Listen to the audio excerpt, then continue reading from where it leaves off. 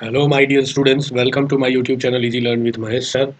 आज हम लोग इस वीडियो में आज क्योंकि कल ही मेरा पेपर है, तो आज मैं कुछ बताने वाला हूं और वो बहुत ही इंपॉर्टेंट है आपके एग्जाम पॉइंट ऑफ व्यू से। ठीक है, तो हमारे साथ इस वीडियो में एंड तक बने रहिए। आप देख रहे हो, आज हम लोग बात करेंगे स्मार्ट एग्जाम स्ट्रेटजी के बारे में। ठीक है, इस पे हम लोग आज बात करने वाले हैं।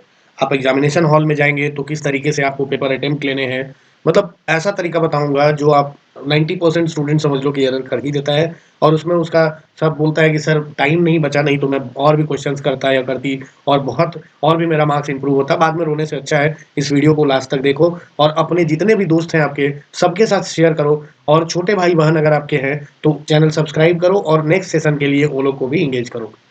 मैं पर्सनल ट्यूशंस भी देता हूँ ऑनलाइन आकर के, तो वहाँ पर भी आप चाहो तो आप मेरे साथ वो कम्युनिकेट कर सकते हो। उसके लिए मैं टेलीग्राम का लिंक जो है कमेंट में पिन कर दे रहा हूँ। ठीक है, तो आप जा करके मेरे साथ टेलीग्राम पे भी जुड़ सकते हो। मैं 2 अप्रैल से क्लासेस जो नया सेशन होगा आपका उसमें मैं स्टार्ट कर रहा हूँ। तो आपका जो भी छोटा भाई बहन होगा आप जरूर से उसको आकर के मेरे साथ जुड़ने बोलिए और वहाँ पर वो सेशंस अपना देखे और अपना प्रिपरेशन को कंप्लीट करें। ठीक है, तो आज हम लोग बात करेंगे एग्जाम हॉल में पहुंचने के बाद आपको क्या क्या स्ट्रेटजीज अपनाना है जिससे कि आप कम टाइम में बहुत अच्छा स्कोर कर सकें। ठीक है, देखिए सबसे पहले आपको मैं बता दूं, देखो अगर जब भी आप एग्जामिनेशन हॉल में जाओ, है ना, जब भी आप एग्जामिनेशन हॉल में जाइए तो वहां पर आपको जो ध्यान रखना है, सबसे पहले 10 to 15 मिनट्स आपका प्लानिंग होना चाहिए लिखने से पहले। आप लिखो उसके पहले आपको 10 to 15 मिनट्स में करना क्या क्या है। देखो फर्स्ट 10 to 15 मिनट्स में आपको पूरा क्वेश्चन को केयरफुली पढ़ लेना है और उसमें जो इजी, क्योंकि पेपर को 3 पार्ट में तोड़ देना है, इजी मीडियम और डिफिकल्ट क्वेश्चंस। 3 पार्ट में तोड़ना है। जो इजी क्वेश्चंस है उसको मान लेते हैं 1 टिक लगाए, जो मीडियम क्वेश्चंस है उसको डबल टिक लगाए, जो डिफिकल्ट क्वेश्चन है उसको हम लोग ट्रिपल टिक लगा दिए, है ना। ऐसे करके टिक लगा करके और देन आपको पहले ही डिसाइड कर लेना है कि कौन सा क्वेश्चन आपके लिए इजी है और कौन सा क्वेश्चन मीडियम है, कौन सा क्वेश्चन डिफिकल्ट हो सकता है। और उस बेसिस पे आपको सिलेक्शन कर लेना है पहले ही। और सबसे पहले कोशिश करना है आपको इजी इजी क्वेश्चन अटेम्प्ट लेने का, जिससे होगा क्या कि आप जब इजी क्वेश्चन आप करेंगे तो फिर आपको कॉन्फिडेंस धीरे धीरे बढ़ता चला जाएगा और क्वेश्चन बनता चला जाएगा। कुछ लोग क्या करता है, जब ये आप ऑर्गेनाइज तरीके से अगर आप नहीं करते, कैटेगराइज नहीं करते हैं, तो आपको क्या होता है कि कोई सा भी क्वेश्चन आप रैंडमली चूज करोगे, बनाओगे, आपका कॉन्फिडेंस भी जाएगा, टाइम भी दिया जाएगा और एनर्जी भी जाएगा।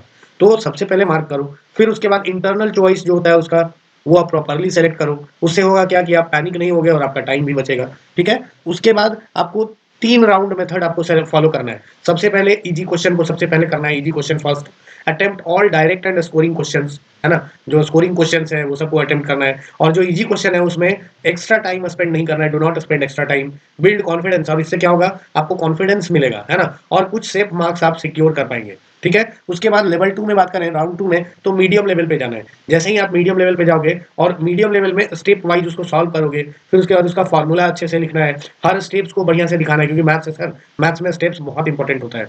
फिर उसके बाद आते हैं राउंड 3, जो कि हमारा जो टफ क्वेश्चन है उसको हम लोग बहुत शांति से, ऐसा नहीं कि घबराहट में, बहुत शांति से अटेम्प्ट लेना है ना। और अगर मान लो कि पूरी तरह से आपको नहीं भी आ रहा है, पूरा करेक्ट नहीं भी आप कर पा रहे हो, तब भी फॉर्मूलाज और स्टेप्स आप लिखेंगे, उसमें आपको मार्क्स मिल जाएगा।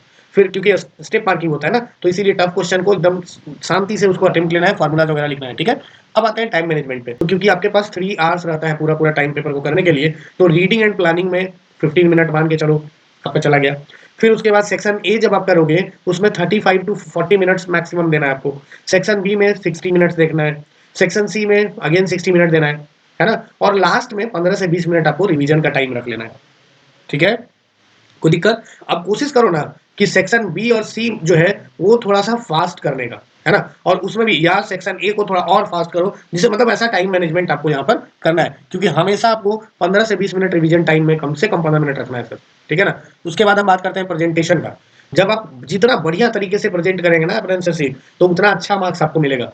तो सबसे पहले good hand writing, clean hand writing होना चाहिए, अच्छे से आप लिखेंगे तो अच्छे हैंड राइटिंग में लिखेंगे, टीचर जो एग्जामिनर होगा वो इरिटेट नहीं होगा, तो आपका मार्क्स अच्छा से वो मार्किंग करेगा और मार्क्स फुल देगा।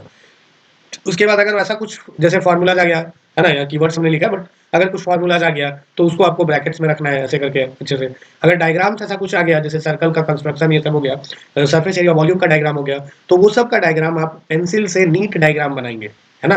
प्रॉपर स्पेसिंग करेंगे, फाइनल आंसर को बॉक्स में ऐसे लिखेंगे, है ना, जो फाइनल आंसर आएगा उसको बॉक्स में लिखना है, ताकि आप जब पेपर चेक करोगे है ना? या आपका एग्जामिनर भी जब चेक करेगा या जब आप रिवाइज़ करोगे, उस टाइम पे आपको ज़्यादा मेहनत ना करना पड़े या एग्जामिनर जब चेक करेगा तो आंसर मैच करेगा और देन फिर आगे बढ़ सकता है। तो वहाँ कहीं बीच में अगर थोड़ा भी अगर एरर होगा या स्टेप छूटा है तो आपका वहाँ पर थोड़ा-सा बचने का चांसेस रहेगा। नेक्स्ट है आपका जो गोल्डन रूल्स है, जो ध्यान रखना है मैथ्स में। सबसे पहले फ़ॉर्मूलाज़ लिखो, उसके बाद उसका वैल्यूज़ पुट करो, है ना? जैसे मान लो सरफेस एरिया वॉल्यूम लिखना है, तो आपको सबसे पहले फ़ॉर्मूलाज़ लिखना है, मीन मीडियन मोड निकालना है, फ़ॉर्मूलाज़ लिखना है, एपीजीपी करना है, फ़ॉर्मूलाज़ लिख दो। क्योंकि एपीजीपी में ना खास करके जीपी में देखता हूँ मैं कि बच्चे अक्सर कन्फ्यूज़ रहते हैं। तो आपको करना क्या है, कुछ भी नहीं आ रहा है ना, फ़ॉर्मूलाज़ लिख दो। अब फ़ॉर्मूला लिख कर के बाद में वैल्यू पुट करो और स्टेप बाय स्टेप जब आप सॉल्व करेंगे, तो आपका अपने आप आंसर वहाँ पे आ ही जाता है। उसके बाद बोला कि right unit in final answer. जब कभी आप सॉल्व करो, फाइनल आंसर आ रहा है, तो उसका यूनिट ज़रूर प्रॉपर्ली लिखो, है ना? अगर कहीं मान लो कि कहीं भी एरर हुआ तो आपका या आंसर अगर आपका मान लो कि रॉन्ग आया, तो स्टेप बाय स्टेप जब आप करोगे, फ़ॉर्मूला लिखोगे, वैल्यू सब्स्टिट्यूट करोगे, तो उसमें मार्क्स मिल जाता है। अब है कि आपको क्या मिस्टेक्स नहीं करना है ना? अगर आप एग्ज़ामिनेशन हॉल में गए और क्या-क्या मिस्टेक्स आपको वहाँ पर अवॉइड करना है। So do not get stuck on one question. अब एक क्वेश्चन ऐसा दे दिया और वो आप गलती से सेलेक्ट कर चुके हो, तो अब उसको आज तो हम इसको करके ही मानेंगे, ये नहीं करना है। इसमें आप किए तो समझ लो कि आप फँस जाएँगे।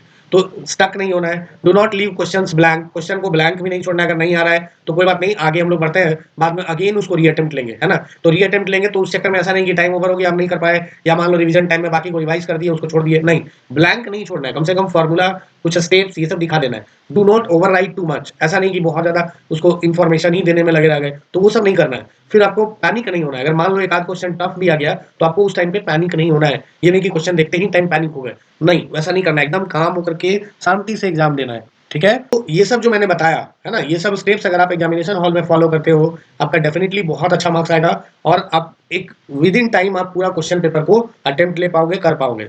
तो उम्मीद है आपको ये सब स्टेप समझ में आ गया होगा। हालाँकि इसका मैं पीडीएफ आपको टेलीग्राम पे मैं शेयर कर दे रहा हूँ, उसको आप ज़रूर से देख लेना एग्ज़ामिनेशन हॉल में जाने से पहले कि क्या-क्या आपको फ़ॉलो अप करना है, ठीक है? मिलते हैं हम लोग नेक्स्ट वीडियो में, तब तक के लिए थैंक यू।